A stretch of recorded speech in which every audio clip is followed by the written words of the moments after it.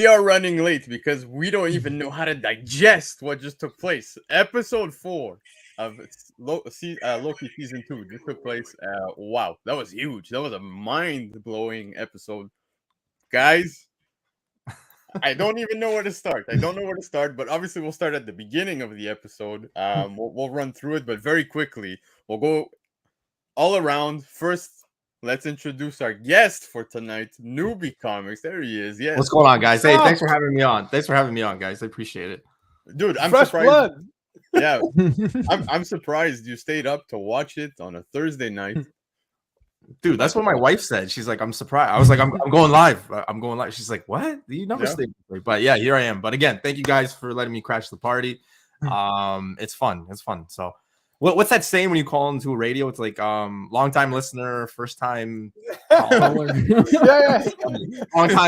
long time watcher, first time on. There you go, man. But I'm happy you're here to join us.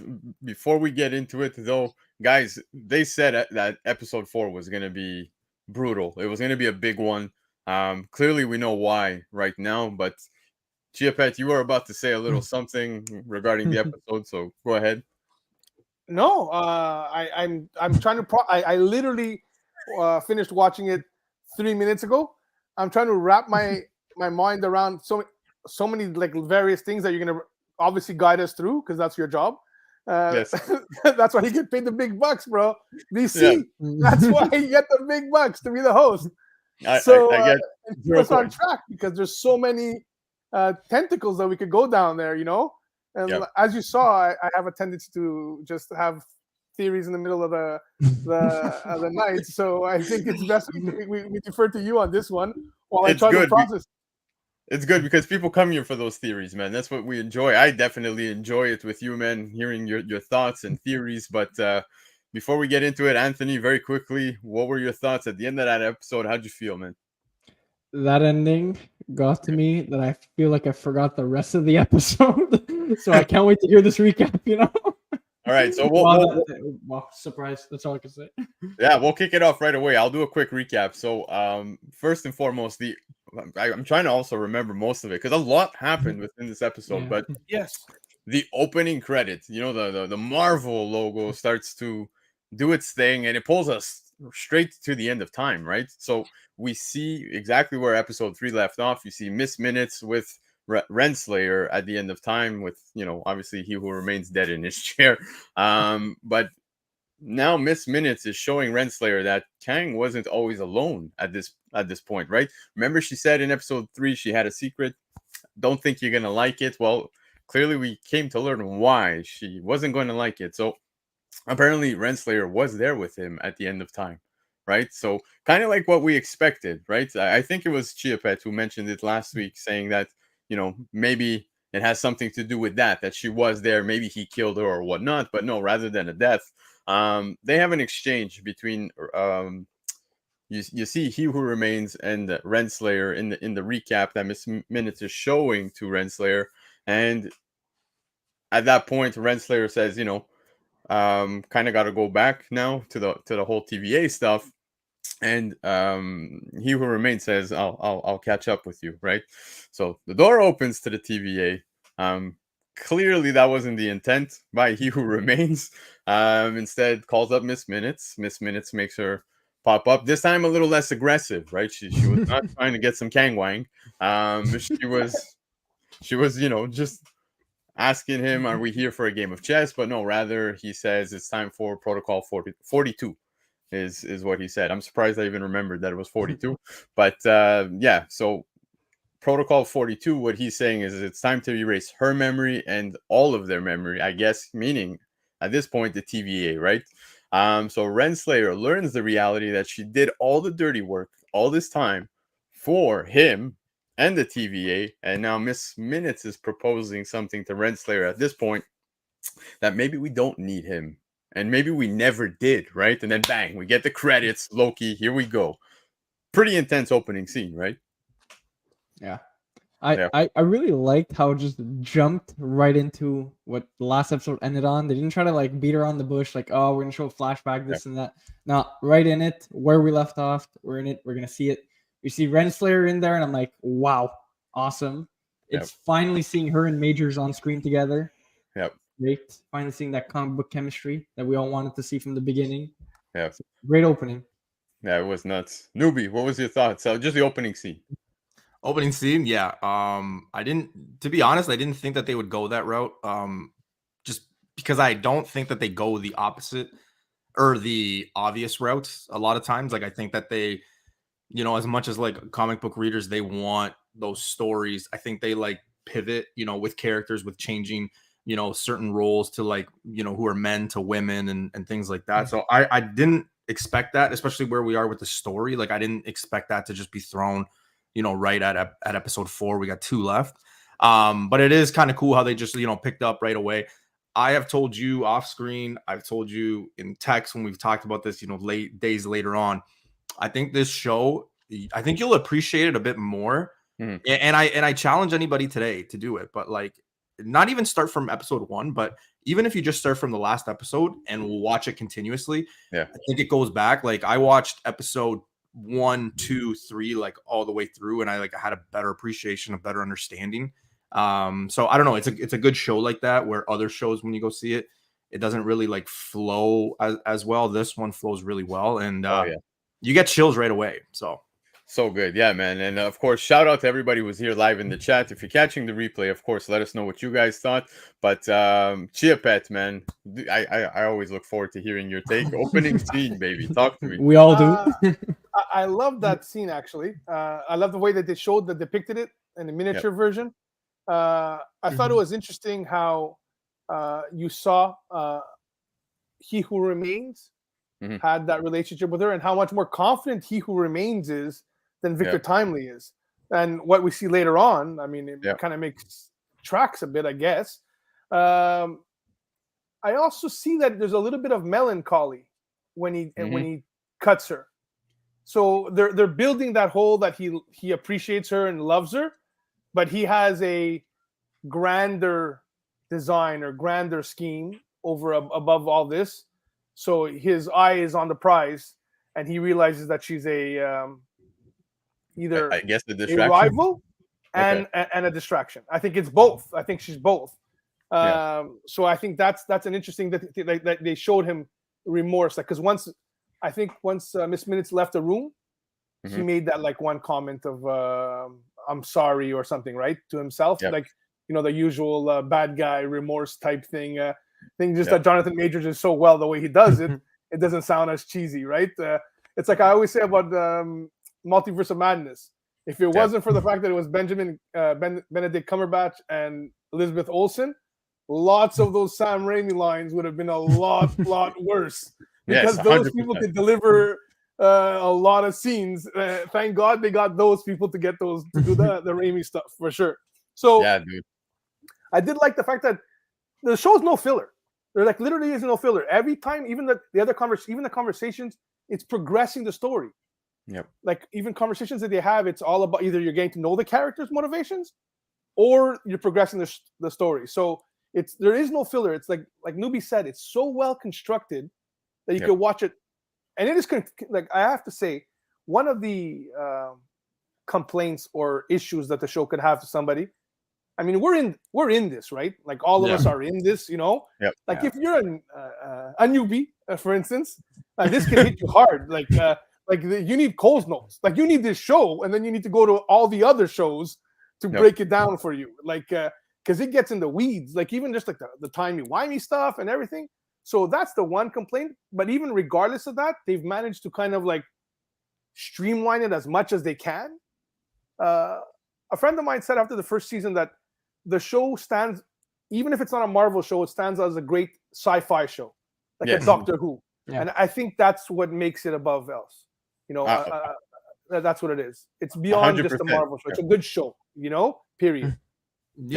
I do want to add something, and I don't know if anybody else is watching it with this mindset. BC, I don't know if it was you or Greg that had mentioned it. Shout out to Rocksteady, by the way. I don't know if it was Rocksteady or him.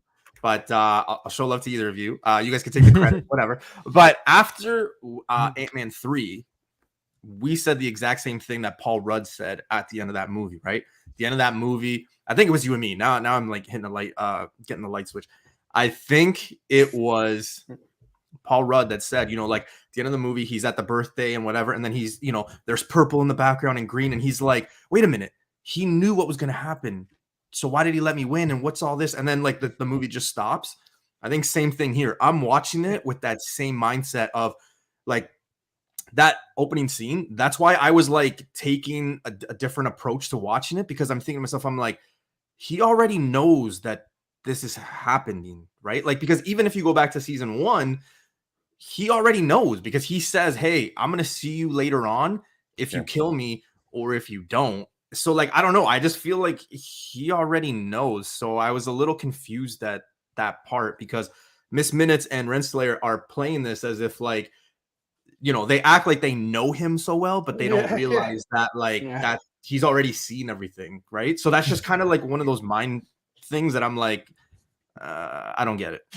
I think just to touch on everything you guys spoke of, so and then we'll move forward within the episode, is that a lot of complaints, especially coming out of Ant-Man Quantumania, is that people were upset with the portrayal of Kang, right, within that movie. But as things start to progress, especially here within Loki and how this particular episode even ended, you're starting to see exactly, like you said, Newbie, how, Kang already foresaw, I'll see you again type thing, right?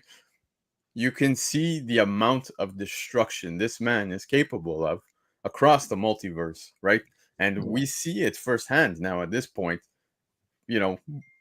kind of what Kang in general is capable of, right? So we'll get to the end of this episode. There's a lot to unpack. So like I said, we're only at the credits, right? The opening credit scene. So let's literally the opening scene we made it to. But I have so much I want to say, but I don't want to go too forth in what I was just about to say, because it's going to ruin most of it. But so immediately after the opening credits, we see the Loki title. We end up seeing that Timely's back in the TVA now, right? So he makes his way into the TVA. B-15 sees him, right? And she seemed starstruck. Like, she looks at him like, you're him. Right, so she was kind of frozen at that point, but obviously in comes Loki and Mobius saying that they can, he can trust them type thing, and he seems on edge, right, on ease. And I mean, Victor Timely, since we've seen his introduction, seems a little uneasy at all times. But Sylvie then obviously pops in shortly after, and he's like, well, okay, now feeling a little danger here, but the lights flicker and he's asking if that's the loom, and yes, obviously it's the loom, right? And I don't remember what he says. It says something along the lines like, oh my, or whatever it may be. And then we see another scene where there's an exchange between B-15 and Judge Gamble, right? What's her name? Liz Carr, that plays I guess it's Justine Gamble. I don't know. They haven't clarified that yet. But that exchange was pretty interesting, right? Between the two of them regarding the TVA. But then the scene cuts to a coffee machine. Let's talk about this machine, because like I was telling the boys, that cocoa machine, whatever it was, it immediately reminded me of Call of Duty, because when you play Call of Duty Zombie, you have the Juggernaut, you got Quick Revive. Yes, I'm a nerd gamer. But yeah, 100%. But it reminded me instantly of that from Call of Duty Zombies. Now they make their way to none other than Obi, right? When they walk through that corridor, they're making their way to Obi, and Timely is starstruck, right? So you see another moment of starstruckness where Timely starstruck.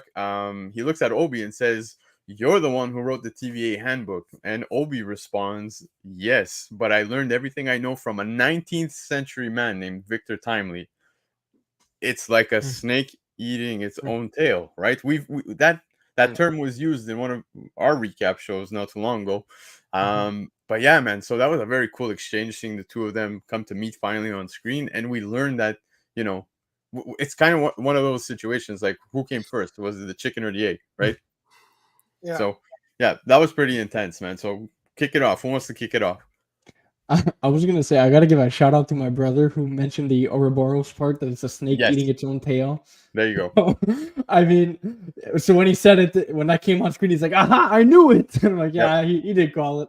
But the scene of them fanboying over each other, I love that. That is, I like when they do trippy time stuff that's like, oh, who did it first? This guy, like, and it's up in the air. We don't know who's first. We just know that they love each other because they're big fans of each other's work, which is inspired by each other. Which weird time stuff, but it works for me. I think both the actors even just sell that scene. It just works on every level. Yeah, I was Great- expecting great like humor. I've never produced a movie ever. Yeah. So if anybody has, I Don't lie. apologize. I don't want you guys to be like idiot, but like Don't lie. when that happened, I was expecting more of like a huh, and then like the music in the background, just that, like a little like more emphasis on it, and that didn't happen. So I don't know. I thought that was probably the best part of the scene. However, I do want to know, BC, when Sylvie does walk into this, Yes. She scene, cuts off the bromance 100%. yeah, but I don't know if you guys clued in, and maybe they did it, differently, because I always can tell this when I'm watching shows. So like somebody will be like, they'll have their hands like this, and they'll be like, yeah, no, and then the next time they go to the character, that their hands are down, right? In this scene, and I don't know if it was done intentionally, but she was only wearing one earring. In the scene before she gets into that room, her ear is covered, right? Her hair is covering her ear. In that scene, when she says, hey, let's stop this bromance, her hair is over, and you can see the earring, which is the Egyptian cross of Anka. Oh, okay. So I thought that was kind of like interesting, because that will make it 3 for 4 on references and Easter eggs to Ramatut. Yep. So I thought that was a little bit interesting when it said that, and the fact that she said, let's cut this bromance. So I don't know. I mean, I don't know. There's something there why they chose that, and they kept showing it. So I gotta say, I didn't catch any of that. I don't know if any of you two also. Nope. I didn't catch that at all. So That's now a you good made me catch. want to go back to see that. So shout out to Newbie. I don't even know who Anka is. Yep. It's But, it's that symbol there, that like a cross, right? Yeah, But- yeah. But just to add to that, so you're right. Yes, like she cuts off the bromance at 100%. But long story short, what she's implying is that somebody's going back outside. So when discussing the issues of the loom, Kang whips out his prototype at that point, right? He shows Obi the prototype, and bromance secured at that point, right? They even shake hands or whatever. But yeah, man. So kick it off, man. Chiapet. Well, the funny thing is this time travel idea, right, of what came first. I think it follows along the thing of, I don't know if you've ever watched that show, True Detective, first season, wonderful series, season with Matthew McConaughey, and he was talking about how time is a flat circle. There is no beginning or end. It's everything happens at all times. yeah. Same as Lost. Like if you watch Lost, they go back in time, and you're like, okay, they're going to change the past. Spoiler. Oh, you've never seen Oh my Lost? I'm so God. sorry. Jeez. I mean, I was just about to start that tomorrow. It's literally 15 years old. Geez, sorry. But It's bugging you. the point is that it deals a lot with time travel in the sense of, is it always going to happen no matter what? Or can you change? Or is there free will? So kind of that. So that's what happens in a lot of Lost. And I think this is what deals with it too, that it's a circle. No matter what happens, he's going to write the book, and he's going to get the book, and then the book is just passing around amongst themselves, but it's constantly happening, So that's a very interesting thing. And they're already talking about the free will thing all the whole time, the free will. Yeah. And now they just blew up everything free will. I can't wrap my head around how they're going to bring it back. Is that's the end result? Also, on one other note, when they were looking out the window in the beginning with Ravonna and He Who Remains, and he talked about how they're paradise at the end of time. Boom! I still say that's the void, and I still say that's where Battle World's going to be. 100%. So they're building it. They're building it there. Yeah. That's why they referenced it. That's where they're going to do the Battle World to save everybody. Is what I think. And I think that scene with Jonathan Majors, again, I'm still expecting him to break bad, but whatever. I don't know if that's going to happen now. But that scene with him and Ki, what's his name again? Ki Ho Kwan? Yeah. The what do you call him again, from Goonies? Data. Short round. They are just so good together. Their admiration, the way they beat it off each other, and then he mentioned, I learned this from Victor Timely, he'd be better than Einstein if I had it, and then it was just it's just so well done. I love that. Remember too with that free will too. They make that comment, right? Sylvie and Loki's conversation, where she goes, what is it if we do give them free will? What is it? And then he goes, no, you have to supervise the free will. You would always have to super. And then she goes, what are we, gods? And then he goes, we are gods. That's where it took me to like, you know, he who remain, whoever's going to be at the end of this knows that all this is happening, right? So I don't know. Also, real quick, there is an Easter egg that all of you guys missed. We already pulled out a big one. Easter egg that you guys missed. Another one. The opening credits. You know how the letters are changing? The O actually turns into Iron Man's like. Oh, and you for sure caught that. That's not an Easter egg. I'm just saying. I wore the T-shirt for you because I know you're an Iron Man. I'm just saying, Iron Man could show up at any point. Iron Man could show up at any point. So. Yeah. Well, there is any day rumors now. about He'll be back. Robert Downey Jr. coming back though. So, so there you go. But all right, let's continue from here. So the bromance is secured after seeing the prototype. Now, obviously, Mobius, Sylvie, and Loki start making their way out of that room. So they're leaving them to do their thing, give them a little bit of space. And of course, what does Mobius suggest as they're making their way? Well, he suggests pie, right? Of course, the guy is just obsessed with pie. So Sylvie loses it at that point, saying everything is going to shit, and you're relying on them and suggesting pie, right? Like she was getting beyond upset with good reason, right? Like there's always that doubt. It's Victor Timely, aka He Who Remains, right? So that little exchange takes place, and then after we're brought into that captive room where we saw Loki kind of lose himself. I believe it was episode 2, where the interrogation got intense with Zaniac. But in that room, you do have Zaniac, and he's also there with General Dox and her, you know, what do you want to call them? Minions? I don't even know what they're called. Minutemen is what they Disciples. say. Right? Minutemen. Her goons. Exactly. So we're in that room with her, the goons, and Zaniac, and Zaniac's trying to prep the people to pretty much escape at this point, right? Now, General Dox shuts him the hell up and calls him out. She calls him out for what he's done. And B-15 at this point walks in, right? So when B-15 walks in, she's offering to have them help protect the TVA. So that was an interesting exchange between B-15 and General Dox. You can see there's still that lack of trust, but B-15 is willing to, you know, make amends and let's do this for the TVA because we know how much General Dox cares for the TVA. Now, there's a deep and solid exchange that also takes place afterwards. After that scene between Sylvie and Loki in the pie room. Yes, they're in the pie room. We see and those pies always look so fresh, so good, right? Very green, very green. Yeah, exactly. But I like how they kind of keep it like if you look at the way they're set up, it's kind of like when you go to visit a hospital cafeteria. It really gives me that vibe.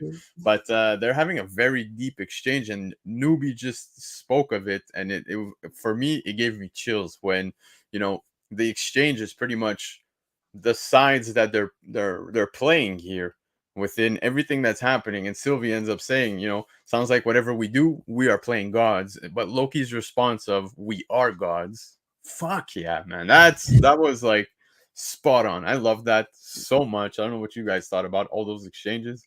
Yeah, I gotta give a shout out to the writing team. I think Eric Martin's the head writer. I just think that scene was super sharp. It just hit every level and it just worked. When that scene finished, I'm like, wow, that was a good bit of writing.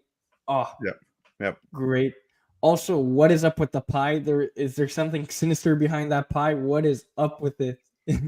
What does it do? What's the deal with it? Time for is the it pie just good? There's only a few episodes left. I don't know if we're gonna go with that pie thing that people thought that there's some kind of.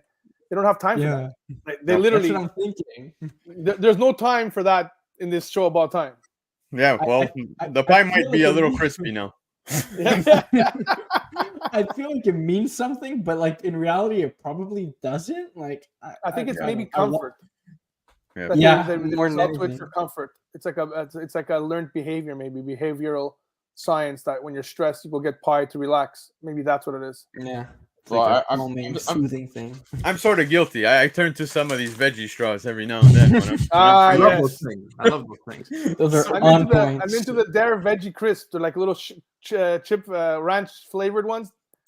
Dude, you should have seen me. You should have seen me eating these chips during this episode. I was like I was freezing. Like I couldn't even finish eating because it was so intense. But yeah, man. So Newbie, you briefly already spoke on that exchange, but the gods thing was so awesome. Yeah, I mean, I think Anthony helped me out, but with 2 episodes left, I don't think there's enough time to revisit something new. I think it's just going to be a loop, unfortunately. And I wouldn't be surprised. Like the more we talk and the more things are just settling in from the episode. And again, I'm going to go watch it as soon as we're done. I'm going to go watch it again before bed. But I really do think that we're going to probably end on a cliffhanger, like on a loop. You know what I mean? Like, I don't know. I just feel... But you see, it's funny you say that because they've come out saying that this season there's no cliffhanger on a cliffhanger. Exactly. Yeah. But how many times has Marvel said, "Oh yeah, no," and then it's like, you know, they're trying to fuck with us. I know it. If I could be honest with you, episode 4 definitely ended on a cliffhanger. Oh, that was a big, probably the biggest. Because they could be like, oh, it's not a cliffhanger because like let's say they lose in episode 6 and it's like that's the ending. You'll be like, oh, it's not a cliffhanger, they just lost. But you know, it is because. But you know what's funny? There was I think it was episode 2 where the show ends and it felt exactly like Infinity War, right? There was the timelines, you know, being proved out, and it was that instant loss where I felt like that was the closest we've come to such an ending on an episode or a movie MCU related, where it kind of felt along the lines of Infinity War scale. But then we got this one, and we'll get into that very shortly. But before we do, we got to give a quick shout out to the man Joel's. But yeah, so he's covering his face. Don't do that. Don't do that. But anyways, so the gods exchange ends up happening, and from there we get back into the interrogation room. Quick jump in on the gods exchange before we finish with that one. It's also very interesting how you're seeing, again, I always come back to Loki's arc because I think it's fascinating in the whole MCU. And you've seen him before where he would declare himself a god with glorious purpose, but not want the responsibility. He just wanted to prove that he could do it to his dad or to everything. And now you're seeing him want to do this because it is his responsibility. Yeah. Because he's the one that has to do it. And that's what he's telling Sylvie. He's like, hey, man, you want to run around and do whatever you want. That's not what this is about. We got to be here because we did something. We gave them all free will. And now we got to be here to safeguard that they can still have it. We can't just run around. This is our responsibility. So you're seeing the guy going from, and he mentioned something about how he thought Loki was Thor was a wuss when he came back because he was changed fundamentally by being on Earth. Yes. He's like, oh, I thought he was a weak. Because he was trying to tell her, I'm changed now because of you people. Yep. That it happened to me now. You know, and he calls her out. Yes. He calls her out for being changed as well by letting Timely into the TVA. Yeah, exactly. The exchange was like Anthony said and Nubi said, it was powerful on, you know, as much as the crazy stuff that happens later in the episode is fun visually, that exchange interpersonally, and it was part of what I was saying before early in the beginning of the show about how none of the stuff is wasted. Like that conversation could have been filler. You're like, oh, okay, you know, in a lesser show, you know, you're watching it, you're like, okay, this is boring. You know, here, you know, even though Sylvie's not my favorite character, it was still got to the root of what they're trying to say about Loki. And where I do think he is in the end when we're talking about the cliffhanger. I think the cliffhanger is there's no cliffhanger. The TVA is reestablished and it's Loki at the control. That's what I believe. I've said it from Also, Chiapet, to your point, I'm glad you actually brought it up when he talked about Thor. I don't know if you guys have registered it yet, but in the four episodes so far, he's already referenced Thor, his mother, and Odin, and Baldur.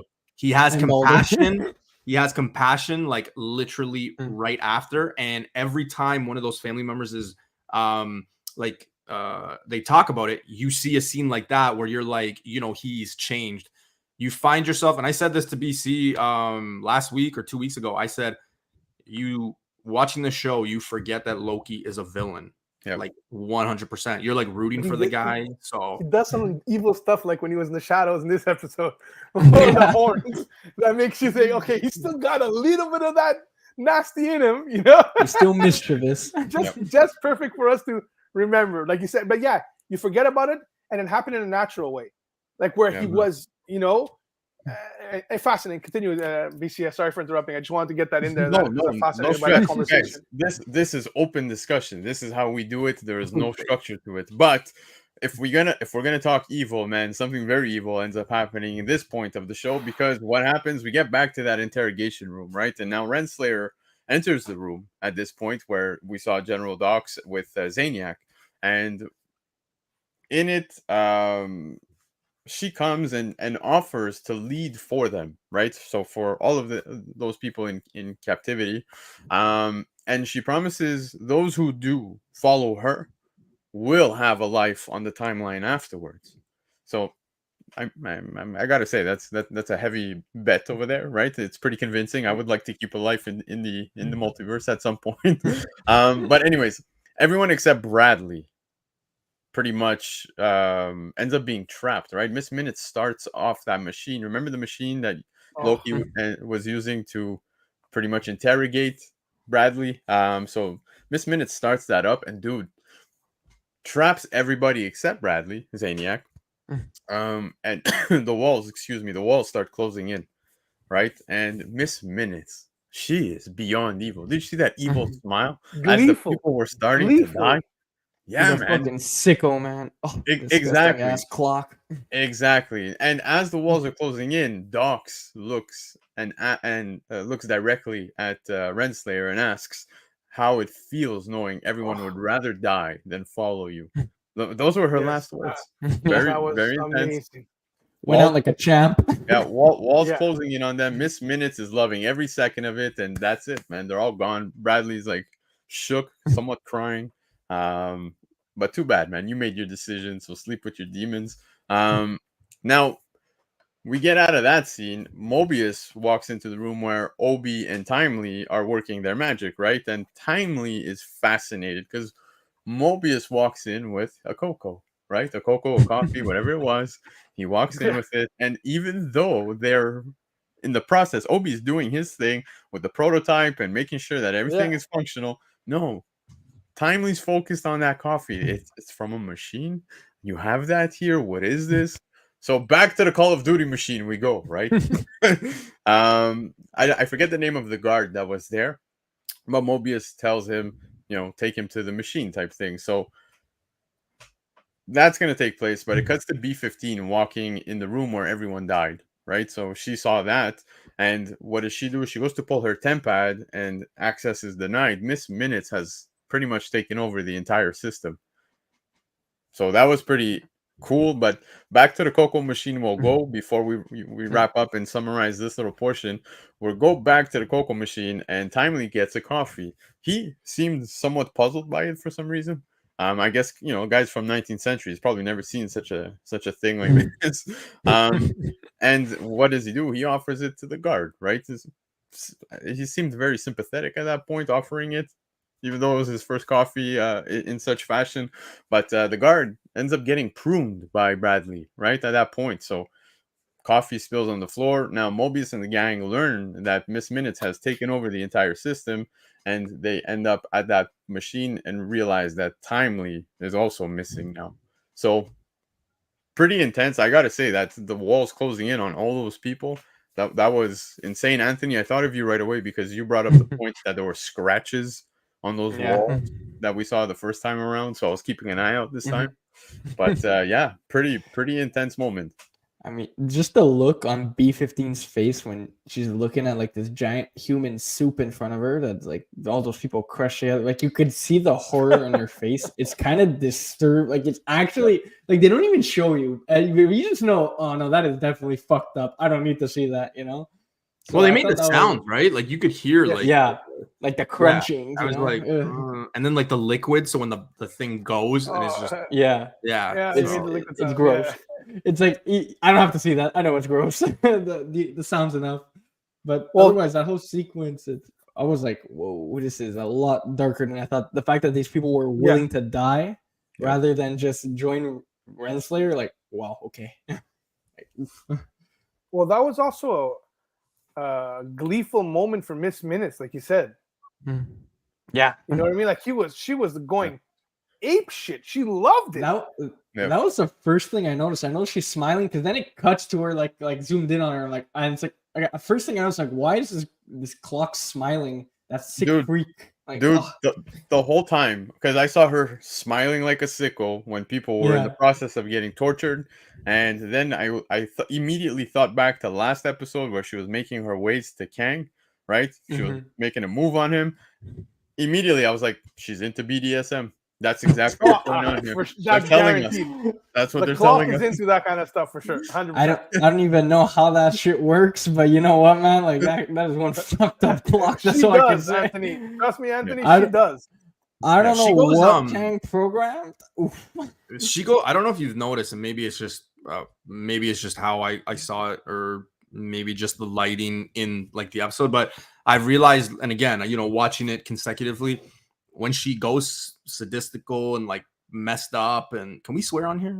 Yeah, of course. Yeah. Go. I was gonna say, like, Yeah. when she gets fucked up, she goes darker orange. So I don't know if you guys noticed that, because Yes. in that scene, I don't know if it's because She the was blushing. lighting. Yeah, I don't know if it's because the lighting in that room is red, right? It's red. It's not dark. It's that red.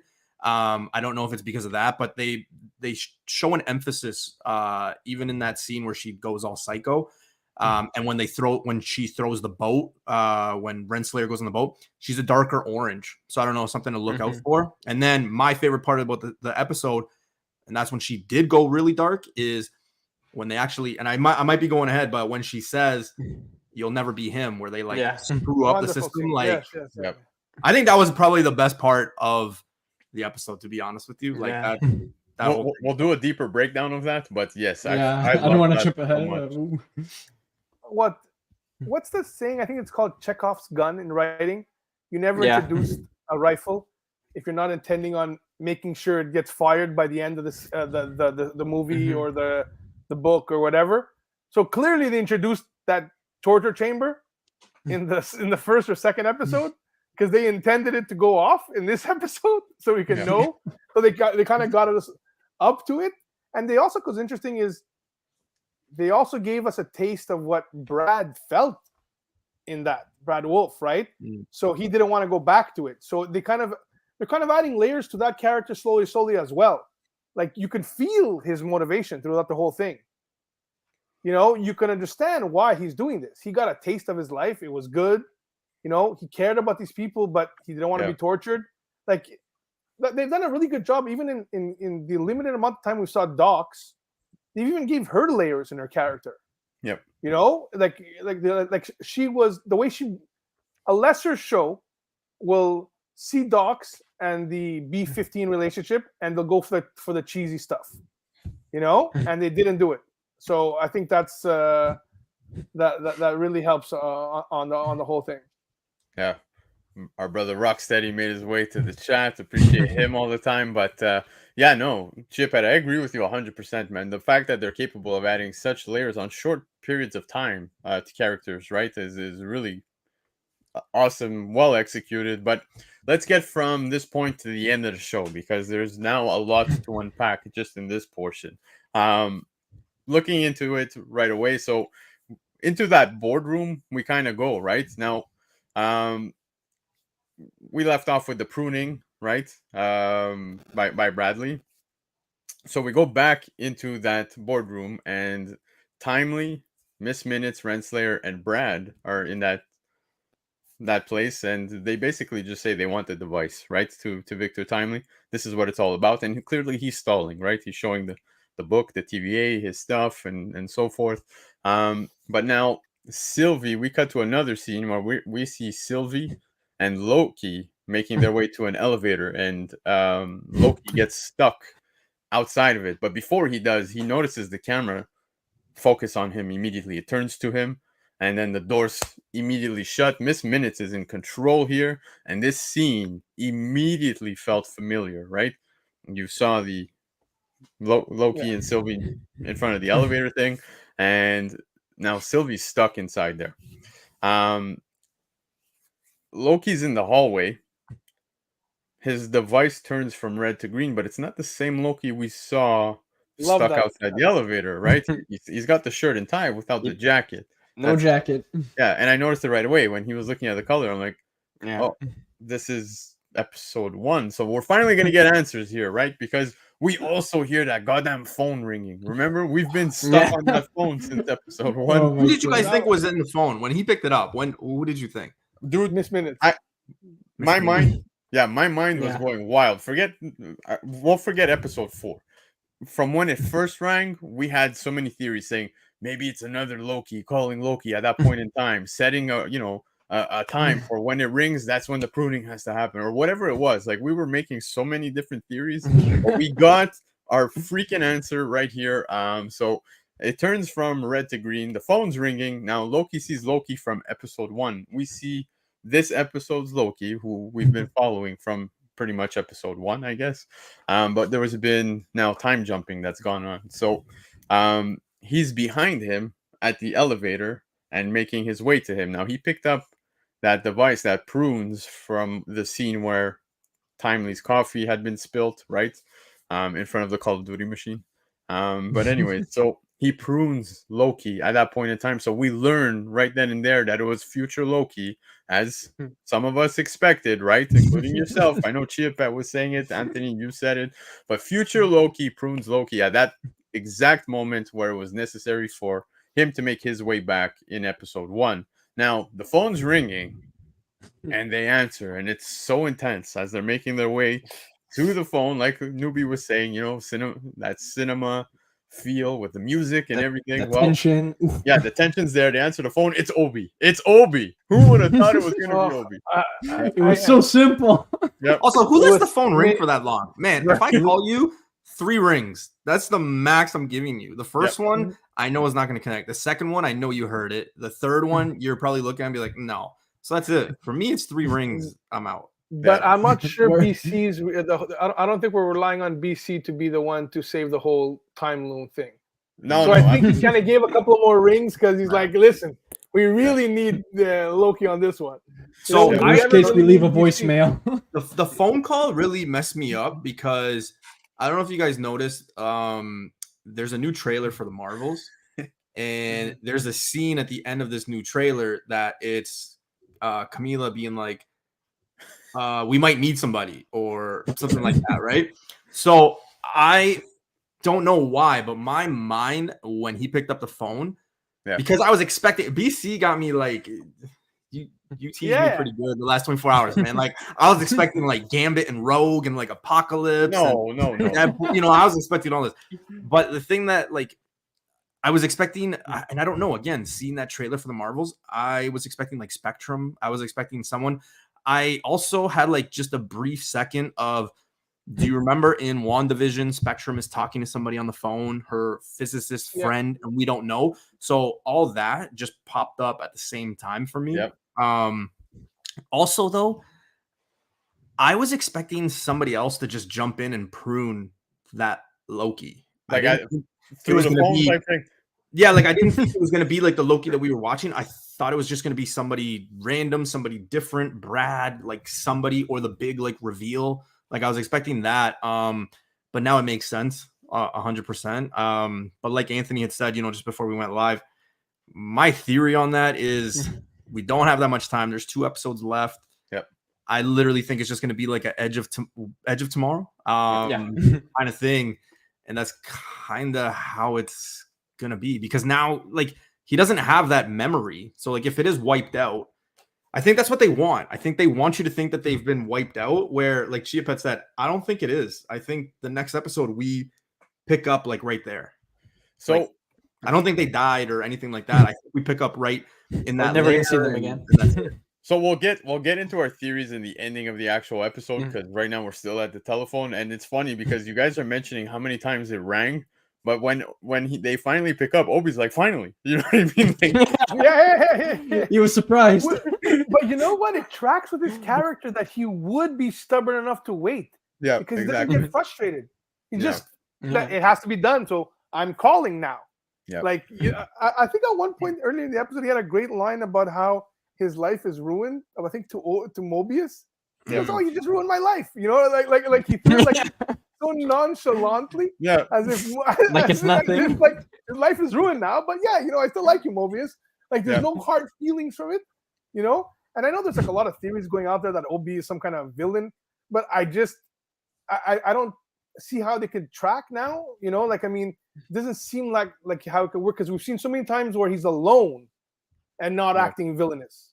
Right? There's no.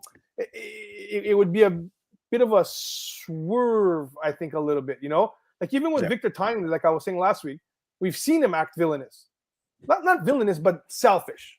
Yes. Right? Through from the beginning, he had some traits as selfish. Like Obi hasn't showed that. But yeah, the phone ringing was just. Honestly, it was just basically to give us tension. It was just to create, it was not even. It was not even nothing really. I mean, it wasn't completely wasted. It was a good gag, but it was just to create that ringing, that ticking time bomb to get us all like, what is it? Pick it up, the phone. Well done. It was playing us basically. Yeah, it was basically playing us. Yeah. Now, when Obi does finally get a hold of them, we come to learn that also, you know, Miss Minutes is now in control of the entire thing. And what needs to happen?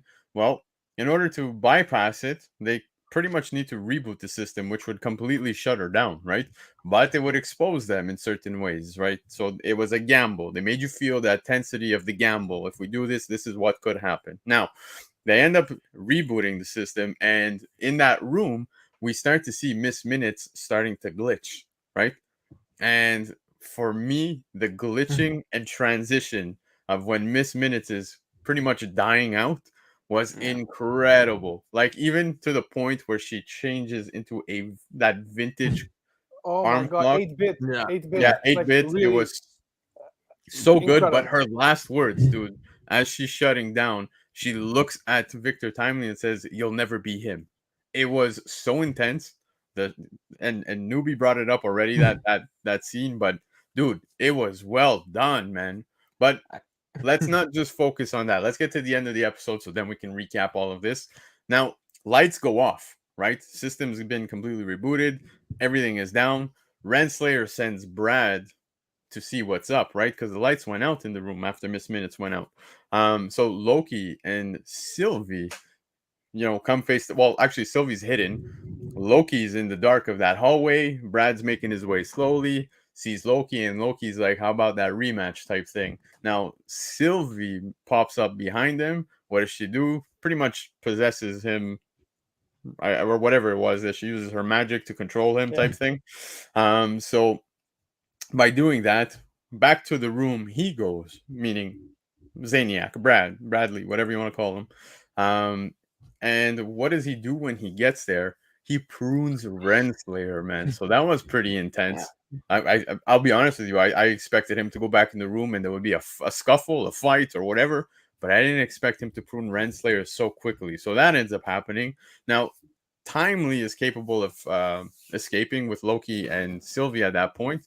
And they head back to that where the temporal loom is, that room.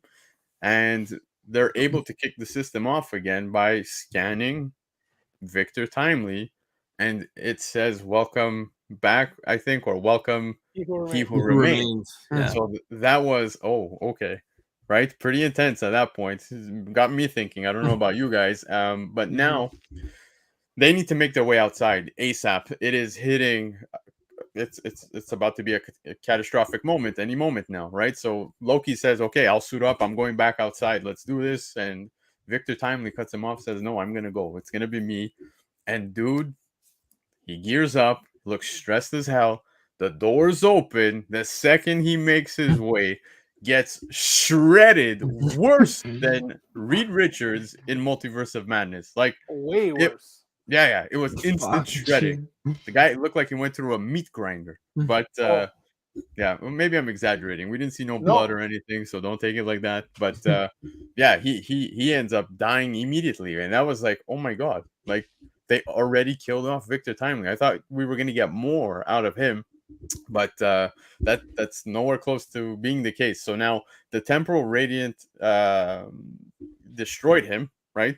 All the stuff flying around up there, but the loom now with him dead hits its max that it can. It explodes, and it's the end. Literally, dude. The light, the fire from the explosion is making its way to that room. Everything is shaking. You see the light get so close to Loki, and then bang, black screen. We are done.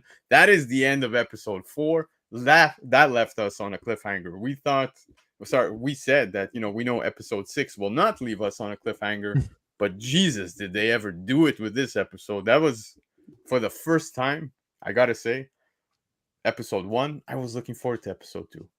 Episode 2, I was looking forward to episode 3. Episode 4, I need episode 5 now. Like, I can't wait. I don't know about you guys. Yeah. Yeah.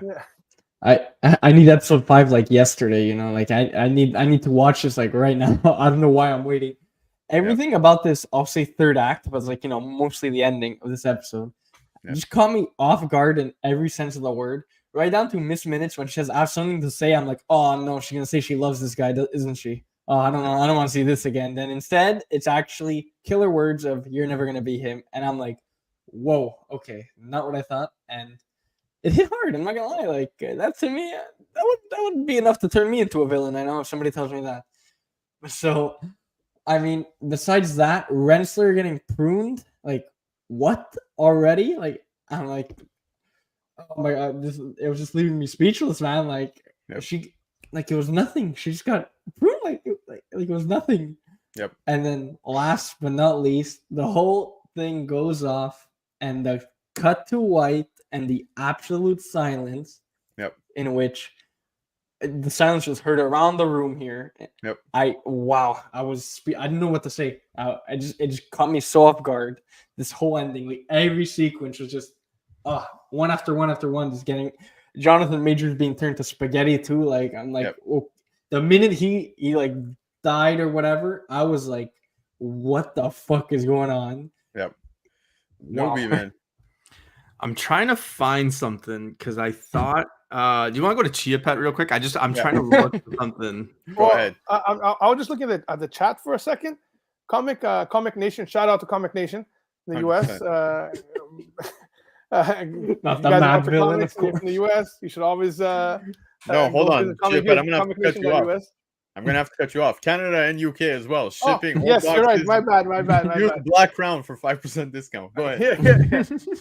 But he's had a couple of good points, and that point about the Infinity Stones being able, I think he's the one that mentioned that they could work in the in the TVA now. Does that mean that Loki could grab them and go back in time with a time stone and do that? Because bear in mind, guys, we all study trailers on this trailer. I've seen this trailer about 1 million times. And there's two scenes that we haven't seen. The one scene I sent you guys earlier, where you see you see Owen Wilson's character and Sylvie's character screaming Loki behind a closed door, and Loki walking somewhere. Okay, which I thought was going to happen here. To be honest with you, maybe that's just the footage. And the other footage is of Loki bouncing back in time to a scene where he's in front of a Sea-Doo jet ski. Place, say store, right? So does he find a way to go back in time and change something? And was he not supposed to stop himself from bouncing in time to begin with? And that's the key now? Like the answer might actually be in what he was given earlier to function something, right? So I'm curious about that. Now, as far as the buildup goes towards the end, the conversation where they were debating who to go out there, and then Victor Timely took it up there, and then he turns into spaghetti, wanting to be heroic, and then I'm gonna be honest with you, I thought he goes out there, saves it, bolts to the 31st century, and we get ourselves a Kang. But it makes sense. I think now Miss Minutes knew he would never end up being He Who Remains. Yeah, he just needs to exist for He Who Remains to eventually come back. Yep. They were never enamored with him. They knew he was a putz, theoretically, maybe. Mm-hmm. You know, like they knew that he wasn't the one. And that's fascinating to me as well. That it's not this version that becomes that. Correct. You know? It's a piece to the puzzle that needs to complete the picture. Now, I'm curious. Is the fact that he got shredded in that probability storm similar to what was happening in Ant-Man, right? Quantumania. It had a similar effect when they were in the probability storm. Does he end up somewhere else if the timeline reforms? And is that how he gets to the 31st century? I'm just curious how. OB says you're going to lose all your skin, though, so I don't know about that. No, but I'm just curious how Nathaniel Richards whether it's Victor Timely or whatever, ends up in the 31st century, because that has to happen somehow, right? Yeah. Right, because that's where he gets his technology to develop all his things to go conquer. Now, is it something to do with the fact that he got split up into those atoms? Because remember, I think Obi was saying how you get lost in the time stream, right, or something to Loki, and you have one of those things that brings you back to where they use it from, or something. So maybe that's something. I don't know, because where does Kang go? They're gonna go back to do the same mistake and get Kang again? There's no way. Like that's where I'm curious. And we know that Jonathan Majors appears in another episode, at least.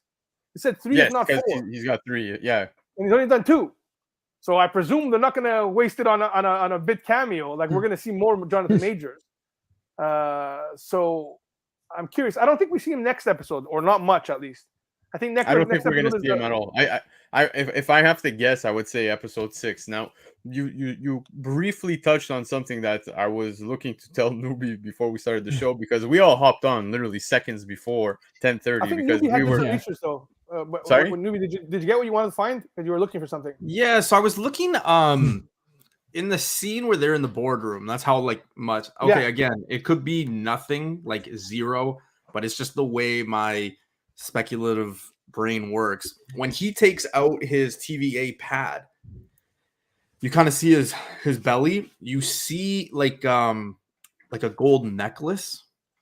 I believe that he's wearing that same necklace when we first see him in Loki season 1 as all who remain. So like, I don't know. Again, it was really quick. It was really brief, but it was just like one of those things where I'm like, was that a necklace? Was that not? I might, like I said, I'm going to watch it again and check. I was just actually checking if there was any images of it, but it did seem to me like there was that. So I kind of was like, But again, when these shows are moving so fast, and it's like, we can all say the show is moving like quickly. Every episode you pick up, boom, there's no like slow down minute, right? It's good. So like, I feel like that's where you try to look in the background, and you try to, like Moon Knight, for example. I could tell you so many Easter eggs in Moon Knight because I wasn't interested in what was in front of me. I was like kind of looking in the back and like, oh, okay, boom, boom. This one, it's like you really are focusing on the character, so you kind of have to go back to see different stuff. So yeah. Sorry, BC, I cut you off before because I didn't want to. No, it's fine. What I was going to say is that we hopped on just in time to even start this one because I felt like there was a lot to embrace. I caught myself for the first time watching the show, and like something would be said, and I would rewind it to be like, wait, what? You know what I mean? Like there was a lot taking place. So theory time, we'll go through it all together. Now, Chiapet already touched on some of it. The chat actually brought up something cool, which I think, the time stone. Now, if I got to think time stone, first and foremost, when he made his way into the TVA in season 1, remember he had an entire drawer full of the Infinity Stones, like multiple versions of them as well from multiple timelines. And he's like, oh yeah, these don't even work here type thing. Like they treated the time stones like they were complete trash, right? They were paperweights. Yeah, exactly. So it was paperweights. So at this point, I don't think they would even function, right? Because you're still within the TVA. But the magic is gone. Yeah, because he said they turned off the thing stopping magic. So, but I do think that they did a concerted effort in this phase or these phases to not want to go back and rely on the Infinity Stones. Mm-hmm. Yeah, exactly. I think it wants to be a different story. So as cool as that idea is, it's also more the fact that they kind of all died, maybe. So it's like, why would he go back to how is he going to go back and undo it? Like he might not even remember this happened. We're not sure exactly where it's going. How would he know to undo it? Now, is it possible for the TVA itself to have a branched timeline, meaning this is the TVA at another point? I don't think so. No way. Because he seems to be keeps building on the same one. Yes. Whatever exists, like right, because you could still prune the past and see it there, and he's wiping the memories of the variants who've ever lived there, right, to square one. So I think they've all kind of, I guess that when we saw them the part when he goes enact Protocol 42, like Darth Sidious did with the Order 66, it's basically that's when they replace all the Kang statues with the Timekeepers. the timekeepers or something. Is that when they want they erase him from existence? That he's alone in the because that's where probably it is, and that they're all erased, and they think that the timekeepers do it. I think that's where we got the whole history of the TVA kinda given to us here, you know, like in little bits and pieces, enough to formulate what it is. I'm not sure that the TVA is destroyed, guys. At the end of this episode, there's no way. It can't be. There's because that scene where Loki walks out into the time stream. I think they did a bit of what they did in episode 2, where we saw all the branches dying, right? And then we came back and they're regrowing, right? And they kind of made us feel bad and then not. I think they did a little bit of that with this. I think they ended up on a big like whammy, you know, which is crazy, right? Obviously, well, they killed Victor Timely, which everybody thought, what is he? Is he going to be the good one? Is he the one that, you know, until Miss Minute said, "You ain't him, bitch." You ain't him. You out. It's just a bowl of spaghetti, and that's it. You know. And the best part is, she was begging to say it, so you thought it would be something poignant and something to affect him in a good way. And she's like, "Nah, man, you ain't him." And then it focused on him looking at them, and saying, "Well, you know." Now, was that a motivational thing to become them? I don't even know where that is. But it didn't matter because he died anyway. So it's like not unless I think that Chad is right in one thing, Newbie, that they are gonna use somehow time travel to prevent this somehow. Yeah. So I don't think it'll be the time stone, but it'll be something whether Obi creates it or the fact that the timeline's loopy, they could jump into certain points maybe, or a keypad. Because don't forget, Sylvie has the keypad, right? And the one that she also has Kang's. Kang. Yeah, that's what I'm saying. So they could go anytime they want. Yeah. So I just wouldn't be surprised if another Sylvie or another Loki picks up. To be honest, I think this next episode is gonna take us right into Echo. No, you think so? What's wrong with you? I just wanted to see you guys' reaction. No, but a comment that did come up. So I do want to bring it up. I think it was Jero who brought it up. About the possibility of a Deadpool tie-in by the end of this, and I really see it taking place. That maybe by the end of this season, I think it could be a tie-in because again, the TVA is heavily part of Deadpool 3, right? So I think we do get at least some kind of reference to it. You know, I'm not expecting that we see this end with an incursion. Maybe the Marvels. We cannot stress it enough. There's got to be a reason why episode 6 of Loki season 2 releases on Thursday night, but so does the Marvels, man. I really think something's gonna happen post-credit scene that ties into, you know, what's happening on the bigger scale. Maybe I have a bigger theory on what Loki's post-credit scene will be. Tell me. Okay, I always find it. Okay, for instance, we all read comic books, right? Yeah. We heard the rumors that Ultimate Spider-Man would be an older guy, right? Yep. Ultimate Benjamin P. Parker. It would be a Peter Benjamin Parker, right? And then today got confirmed, right? Yep. Coincidentally, shipments of Penguin books go out today and tomorrow, which includes Ultimate Invasion. Haven't read the book, haven't gotten it yet, but I wouldn't be surprised if in Ultimate Invasion they have how do you call it again? Confirmed that Peter gets the powers, right?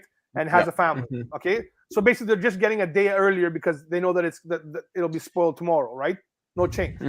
So isn't it funny how Newbie mentioned before? They've mentioned Thor, Odin, all the gods, making sure we remember the gods. He's a god, right? The whole time.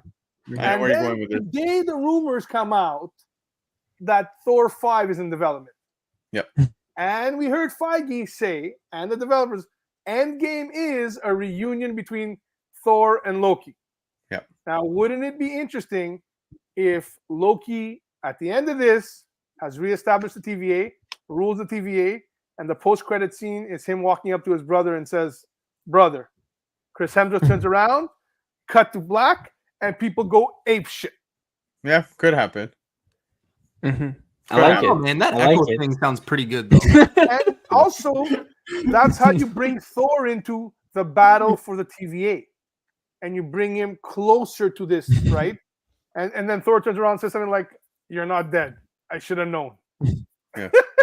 And then I think because I think the Loki show finished, and next week's Echo episode 1, 100%. I'm on this with newbie, 100%. Echo episode 1. I don't know. They don't announce these Loki things, finish. and they don't break for no reason. I'm always looking for those kind of connections that are not in the story. They're kind of like meta, like industry kind of things that lead to it, right? Yeah. So I think that could vary, because they've told us they want the end game to be reunion Thor and Loki. They want that. And Chris Hemsworth is down for these things. He could just fly in 1 second, do a couple of scenes, and bolt out, and nobody's gonna know nothing. They might have even filmed it while they were doing his other stuff, like something else. Yeah. During COVID, I wouldn't be surprised. That's my long-term, like, Hail Mary. That's what I think the spoiler is going to be at the end of the thing. That's what I think. Yeah, maybe you're throwing this Hail Mary like Purdy with a concussion. We'll see, but that is hurtful. The poor guy is concussed, and you're taking it. That's hurtful. I can't even say you would do this right now and fluster me like this. Listen, I think, I mean, that's a great theory, and again, that's the beauty of this, right? It's all theories, and that's what makes this so fun. Is like, it almost brings me back to like before like cell phones, right? You'd be out with your friends, and like somebody be like, I don't know what that is, and then like it wouldn't be the guy that was right. It was just the person that talked the most, and you're like, yeah, that makes sense, right? Like, that makes 100% sense to me. But I don't think they would do it personally. And again, it's not right, or like, we don't know. Like I said earlier, like I'm not a producer, I'm not a director, whatever. But everybody give their own take. I do think that we're going, like, in this next episode, I truly, like, I'm just kidding with the Echo stuff, but like I truly think we're gonna see those different variants from Loki. So whether it be Kid, Alligator, the older one, I can't remember his name, whatever. I don't think that light or the fire is actually the end. I think that they're going to get saved and those guys are going to be there. I don't know, something along those lines, because, or even Frog Thor, something like that, because we were already teased that character was going to show up in this series, right? So and he did in season 1. Yeah, so I think along those lines, because again, there's only 2 episodes left. Like, you can't go and restart. Like, we were talking about it before. You can't go and be like, okay, they're eliminated, restart, or be sent off to another like world, because now we have to get to know those people and why are they there, and is that the right Sylvie? That there's just not enough time, right? Nope. So, but they left us off on this episode feeling like this is it. Now we have 2 episodes left. It looks like it's the end at this point, right? Like, that's it. There's no coming back from it. And I love how they did that, leaving us all anticipating for episode 5. Now, I've got, Chiapet said his theory on the Thor stuff. You said your theory as well with even like Throg that you mentioned, which, yeah, man. Hey, who knows? But I also strongly believe the Deadpool tie-in by the end of this series. I think. Oh, very likely. Very. Yeah, realistically, what's the next project? Look, I look at Multiverse of Madness. How did it end off? It ended off with Clea, and it ended off with Doctor Strange and his third eye taking off into Dark World, right? So that's all happening on that end, and that's the last we saw of it. So now, what's the next project for them? Well, that's to be determined, right?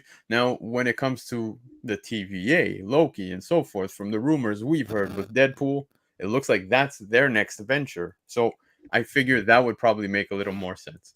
But all this to say, any of this plays out, I'm happy with what I'm hearing so far. So before we wrap up the show, Anthony, I have one more thing to say.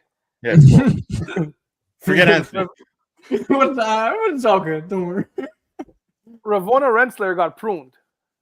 Mm-hmm. She's in the void. There are variants, and there's a place you could start building an army in the void. Yep. She led the army. Yep. She wants to be a leader.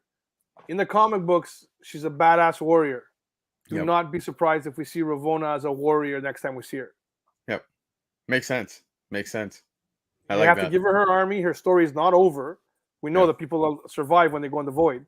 That's why the difference between the void and slicing them and dicing them in the machine that they did. Yep. Like, you're dead from the machine. You're not dead in the void. If the Elias gets, whatever the Elias gets you, you're dead, but not here. So I think she gets to experience that place, and that's when she elevates to a warrior status. maybe a warrior status to be equal to Kang or something. Didn't they also defeat I'd like Elias? to. Sorry, Anthony, go. Didn't they defeat Elias? So it's like, Yeah, is he yeah, even there anymore? yeah. It probably It's like, dissipated. I don't think probably she has gone. much competition. Yeah, I don't exactly. think he's there. So Also, that you might know what's be a interesting good that they've opportunity. done with Victor Timely, what I've noticed, because you're worried that they're gonna make Victor Timely too goofy and not be smart enough, right? Or this and that. But they've went out of their way to show, yeah, he benefited from others, but he's also contributing his own intelligence. Yep. And then they went out of their way to show, yeah, Ravonna and Miss Minutes want to take over everything, right? But they're not capable to. Yep. But he is capable of it, right? Yeah. So as much as they're saying that, oh, other people have contributed, they ain't the conqueror, right? That he's the difference maker. And I think that's what we're going to see eventually. So I think they've done a good effort on showing creative things where he's taken from other people, but they've made a concerted effort to make sure he, like the book, right? One guy was saying, you inspired me. That guy saying, I inspired you, right? So they're making sure that it's not just necessarily he stole from OB. OB might have stole from him, and the circle goes. So I think that's fraud. no, but it's not a fraud. Like they're making an effort of showing it's interesting. He's not. Yeah, but he's not a fraud. So I think that's very good. Very Exactly. good writing there. Yep. Yeah. Well, Anthony, now's your time to shine, and then we'll wrap it up. Well, I'm gonna write off your coattails a little bit because in the first episode of the show, I said by the end it would connect to Deadpool 3, and I'm standing by my words. I still think the post-credit scene is tying into Deadpool 3. I don't know what, I don't know how, but we know the TVA's in Deadpool 3, so it has to tie in. Like Deadpool 3 is supposed to be the next Marvel movie, technically, besides Marvel's, but considering before delays, so like they filmed this without knowing about delays and whatnot. So I'm thinking it has to be Deadpool 3 because what else is gonna tease Deadpool 3 right now? Yep. Nothing good. Another thing is the Marvels. I can't put enough emphasis on it. And Chiapet, yourself included, you and I, in a group chat were actually discussing the fact that they've kept it close to the chest. There's a little surprise that is expected within this movie, and there's a reason for that. So I hope no leaks come out of this because we're very close to the release of the Marvels, and one thing we are not close enough to, though, is episode 5. So I don't know about you guys. I'm anticipating it. I cannot wait. Cannot wait to come hang out with you guys again next week. Lefteros is asking us to rate this episode. Not the rating. Yeah, if you guys want to do this, by all means. I hate rating episodes. Newbie knows how I feel. He's one of the harshest graders, and I gotta say, I've been beyond impressed with his. Me? No, yeah, you. I was like, whoa. Yes, I've Even been more beyond harsh than impressed. CGC. Beyond impressed, but let's get to it. We'll do a quick round of the ratings for Lefteros, and then after we'll call it a day. So let's go around. The harshest grader we'll start with Newbie. I got up from the couch to come up here, and I was like, it's like a 7.5, right? And then a few things started hitting me, right? Like it's just like, connecting dots and things like that. And as I got up to the top of the stairs, I was like, I think actually it's an 8. Sat down, logged into the computer, and I'm emphasizing all this because like as we're going, like it's just interesting like how the mind plays, right? And more things kept coming and coming and coming. And then by the time I got on with BC, I was like, you know what? I think it's like an 8.5, 9. Again, I'm gonna go rewatch it, and I'll probably have like a better understanding. Part of me was like, and then as I let things settle and marinate, I was like, okay, shoot, like this is exciting. This could happen. This, and I like when my mind plays that. In other shows, I just haven't been right, so that's why I give it like a harsher thing. Like Moon Knight, I'm sorry, it was boring as hell. This show, like, you got goosebumps the whole way. You're like paying attention to what you should be, the people on it. You're not looking in the background. You're not, spec this, spec that. So I think I'm right now, I would give it an 8.5. There was a lot of suspense and a lot of things, and it gives you that lost thing, right? Right, Chiapet? Right? Even though you spoiled it for me, but an episode finishes and you're like, great, I got 2 questions answered. Now I have 5 more questions. And I think that's where we're at right now. Yep. All right, who's next? You know how much I love giving ratings. I just love it. So I don't know. What did I give the other episodes? Does anyone remember? I don't. Absolutely, I don't even remember what I gave him. Graded in a vacuum. It's a great on 10. You know, it's very great. I don't know. I guess I'd say like 9.5. Oh, okay. Everything worked for me. I don't really have anything that stuck out to me that was like, yeah, that I didn't really like that. So, you know, I guess I'll say 9. Could change next week. Yep. Could change. Just who knows? Well, 9. I think I'd go with a 9 as well, and I'll tell you why. And then remember the first episode, we were like, "Oh, we don't like the grade. We want to see the whole season before we say, Yeah. you know." But every episode has been a banger. Yep. Like we're 4 for Yeah, 4. exactly. Now. So Yeah. I'm free to say this one, and it's not. It's exactly what Newbie said. It's the way they frame the camera. It makes you focus on what you're supposed to, and you still appreciate the beauty of the sets and the fact that they use real sets and they could sit the camera down and you get like an oval. Like at one point you saw Loki walking out of the pie room and the camera was low and you got like a circular effect because they probably use a specific lens and everything. Yeah. And it felt warped and creepy, but still awesome. And that kind of stuff makes you want to rewatch the show, the filter they're using on the lens. So it's, you know what? I think I saw the set designer or one of the directors comment on what Marty Scorsese said about how it's not art, comic books not. And he said, I'll challenge anybody to come on to watch this show and tell me this wasn't made with love and artistic integrity and all that stuff. And he's bang on. There's a difference in this show, and I was nowhere near as hateful on Secret Invasion as other thing, but Secret Invasion felt small. And they spend more per episode than this show. Yeah. This one feels great, and maybe it has the fact that you're talking about watching Majors, Ki Hoon Kwan, Tom Hiddleston, I think Sophia DeMarco, right? Owen Wilson. We're like talking about the girl who plays Renslayer. I can't remember her name. You know, she's also an amazing actor. She played on the Morning Show and a few other shows. Even B15 played on the other show with Jonathan Majors. Lovecraft Country, you know, like they're all banger actors. So you're captivated. Like Newbie said, you're like watching and you're focusing on them, and the dialogue is good, and then you're not focusing on the things that you don't need to. So that's why the show gets good ratings, because even when they're talking, it's good. It's so funny because literally as we are wrapping up the show, I get a text message from my brother right here. I'll read it to you guys. He just says, "I have so many questions about this Loki episode. What is going on?" So that's right there. It summarizes the feeling. Now, you guys all gave it your grades. I cannot even believe I'm gonna say this out loud, but I'm saying it with confidence, man, that I give this episode a 10 on 10, man. I thought it was well done. Absolutely, from front to back, the storytelling was insane. There's very minimal that I could pinpoint. I can't even pinpoint anything that just was upsetting or turned me off or whatever. You look at, you know, the gruesomeness that took place of the interrogation room. You look at the coffee machine, that fascination. You look at absolutely everything from this episode to that big bang of an ending where you felt like, holy shit. I think Marvel achieved what they wanted to with this one episode. I thought everything, like you were talking about, how the camera angles, everything was just spot on. I think they did a phenomenal episode. They tied in all the pieces and left us on a cliffhanger. I'm looking forward to the next one. Again, I'm grading an episode. I'm not grading an entire season. Would I give the season a 10 on 10? No, not yet. But I'm going to say they're hitting home runs every episode. I'm very happy with what we're getting. You will once they see Deadpool and Thor in the season finale. Yeah. And Echo, don't forget Echo. The only problem with that is though, and G, we talked about this. We talked about this in Spider-Man, and we talked about it in She-Hulk, right?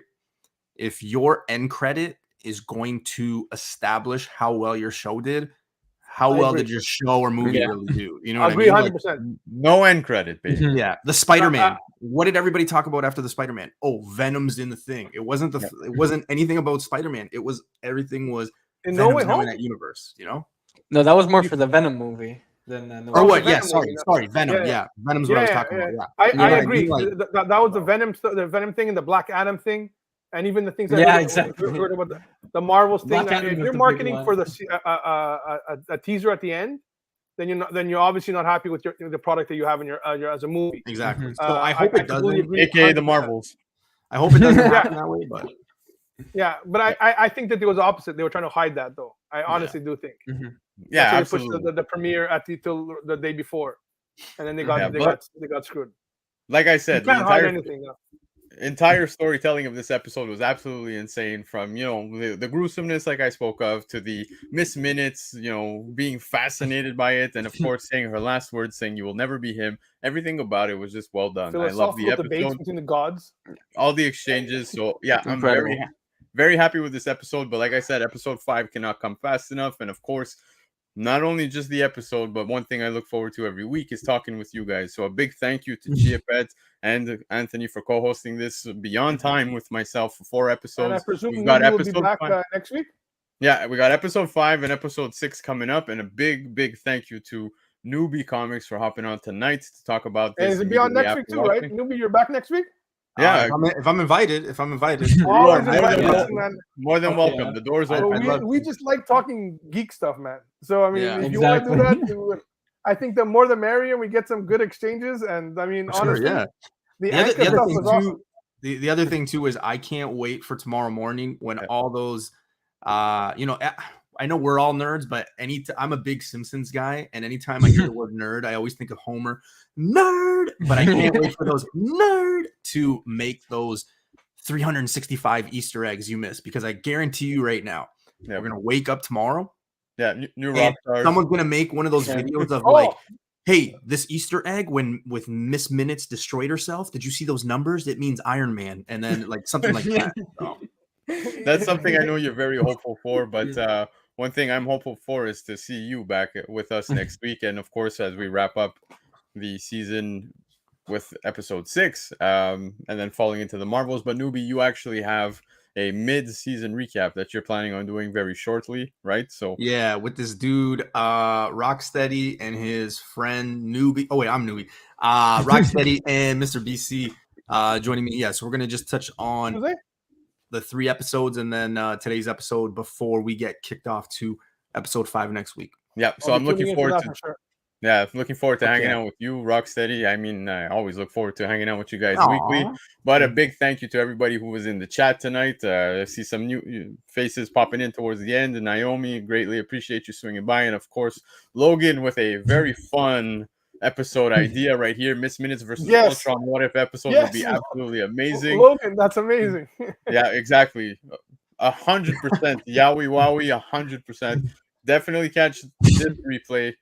Check out what we discussed, some of the theories, and of course, guys, if you are already catching this replay after we end this show, definitely leave a comment, like, subscribe. Let us know what you guys thought of this episode. But for now, we're gonna have to say goodbye, but we will all be back for episode 5 next week. So looking forward to seeing you guys. Now? Yeah, we'll see. I don't know who's gonna be back. It's Echo episode 1, guys. I'm telling you, Newbie on point. I'm telling you, it's not Loki. I would love if Echo's episode 1 aired instead. People would get so it's done, guys. It's like the episodes of shows when they have like the really epic episode, and then they have the one right after is like a like what happened, how'd they get to that point episode instead of showing what happened after the cliffhanger. Yeah. If they reminds me of Book of Boba Fett. If they had an Echo episode instead of a Loki episode next week, people would literally burn down the offices of Disney Plus. Yeah, 100%. I would throw my remote at the TV, and the meme of SpongeBob getting off the couch like this. That was 100%. But guys, tune in next week as we come back to recap episode 5. So until then, guys, have yourself a great week, and we will see you next Thursday. Bye.